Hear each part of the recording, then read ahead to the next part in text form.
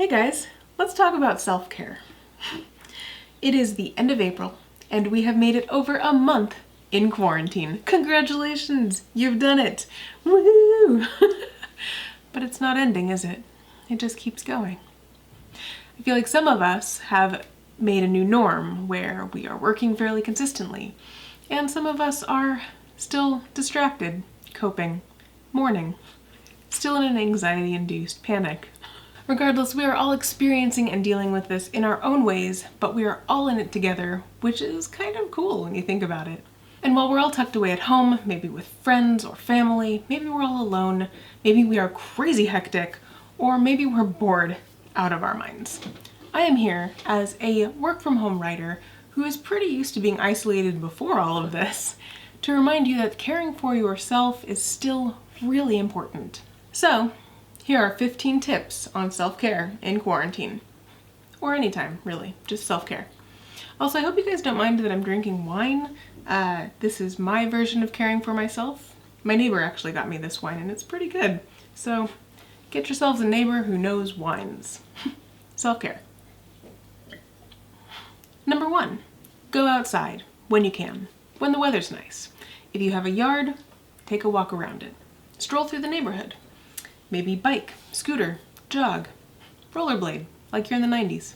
Heck, just step outside and stand under the sky for 10 minutes. I promise you'll feel more refreshed. If you absolutely can't get outside, crack open a window and stare outside into the void, or the fresh breeze, whichever comes first. Number 2, take it easy on yourself. Everything feels like a lot right now. Just know that not everything on your list is going to get done. Do the 2 most important things, or do whatever feels easiest. Then pour yourselves a glass of wine and count it as a win. Hey, you did it. Number 3, ration out the news. Tell yourself you'll only check it once or twice a day, then move on with something else. It's important for a lot of us to stay updated, especially when there are all kinds of new state laws that keep coming out. But it's important to not let it overwhelm you. Number 4, girl, shave those legs. Or dude, trim your beard. Get that personal care routine up and running. Paint your nails, wash your hair, clean your face, take a bubble bath, or have a whole spa evening if you can. Do whatever it is that makes you feel human. Doing a wee bit of self-care every day will make you feel like a real person again. As much as we all love that messy hair, don't care attitude, it will get to you eventually. Number 5, talk to friends and family.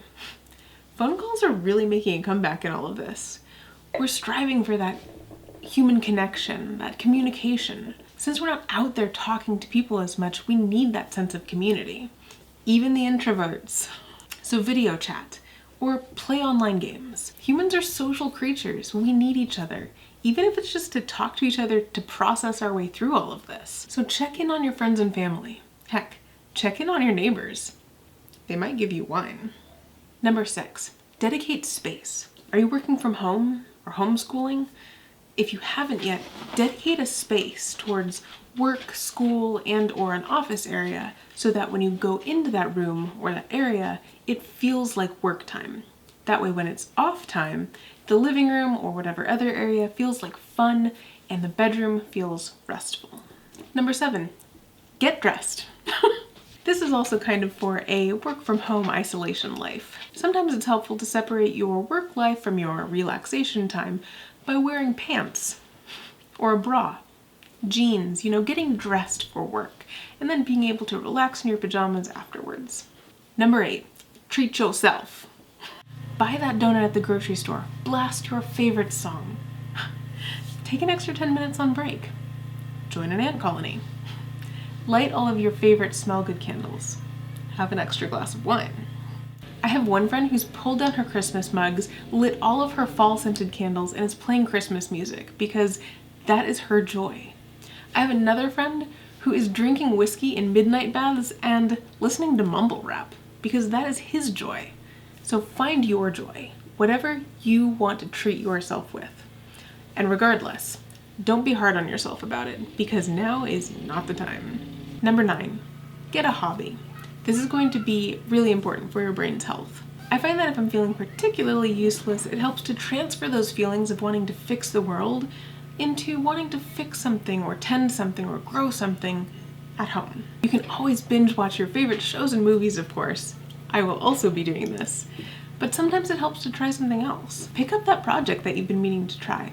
Maybe you want to sprout some seedlings for your garden, or maybe you just need to pull some weeds. Paint that blank canvas, or pull out your old sketch pads. Or take up baking, if you can find flour and eggs. Learn to cook something more than hot dogs and macaroni, if you've never learned.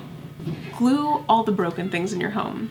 Sew those ripped jeans. Do a puzzle, a crossword, a coloring book page. I'm a creative and I find it astoundingly refreshing to have a finished outcome on one of my hobbies every day, even if it's something small. Can you hear my neighbor next door mowing his lawn?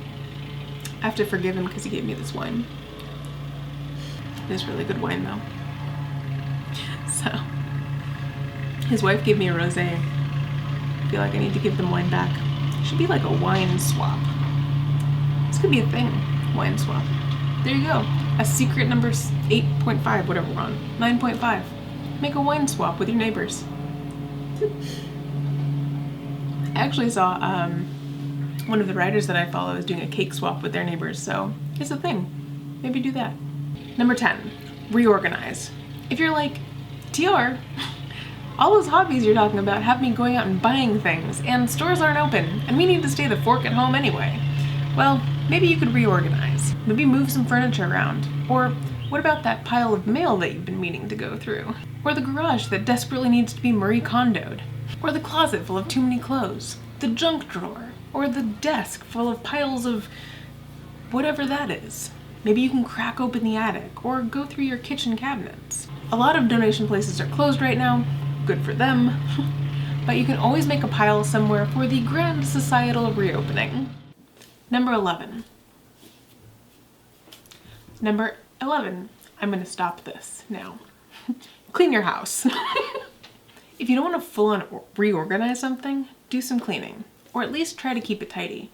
It's going to make you feel a lot better if the space you're in is clean, especially if it's the only space we're going to be in for a while. It's springtime, so if you've tidied and want to do more, bring out the big guns for that spring cleaning routine. My mom, for example, has completely cleaned her entire house and is moving on to the baseboards next. Regardless, whatever level of cleaning you want to do to make yourself feel better, I promise you and your space are going to feel fresher when you're done. Number 12, work out. When you only have so much space to move around, it's easy to land in a lazy pattern. Trust me when I say it's going to make a huge difference if you start some kind of workout routine, even if it's only a percentage of what you did before, or a percentage more than what you've ever done. My husband and I actually did the 30 days of yoga with Adriene, which I can link down below if you're interested in that. We did it as a challenge to ourselves, just to see if we could do it for 30 days. And it helped immensely. It made us feel more grounded and zen. We used it as like a separation point between the work time of the day and the relaxing time of day, and it did wonders for us. Number 13, start your car. Okay, it's not really a self-care tip, but you are going to feel a lot better knowing that your battery isn't dead and there aren't squirrels nesting in your engine, both of which have happened to me. So, go start your car. Number 14, tips from an astronaut. I found these 3 little bonus tips about working from home in isolation from an astronaut.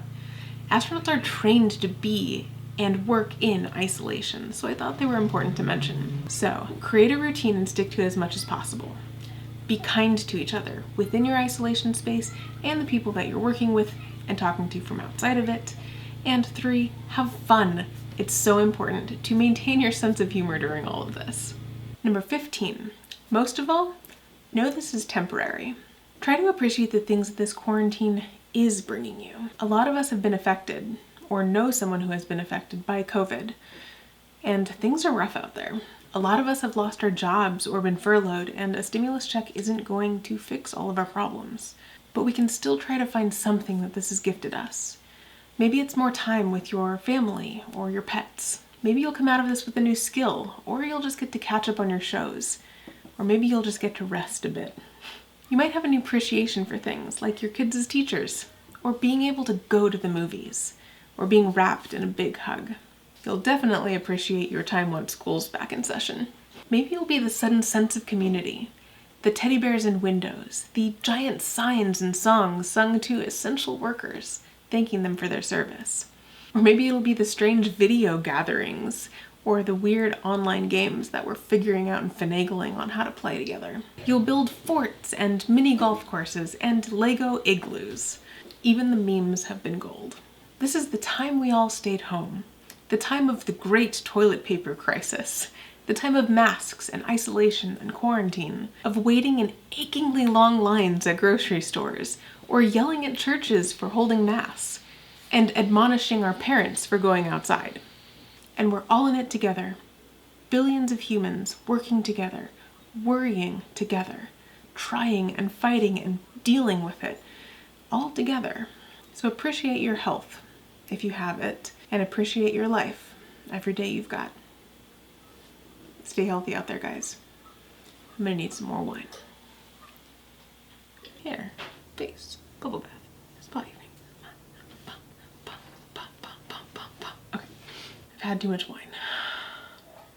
See, the thing that you guys don't see at home is all the takes that I have to do, which means that I've been doing takes as I drink wine and having to refill it. So you guys don't see that part. I've had a lot of wine.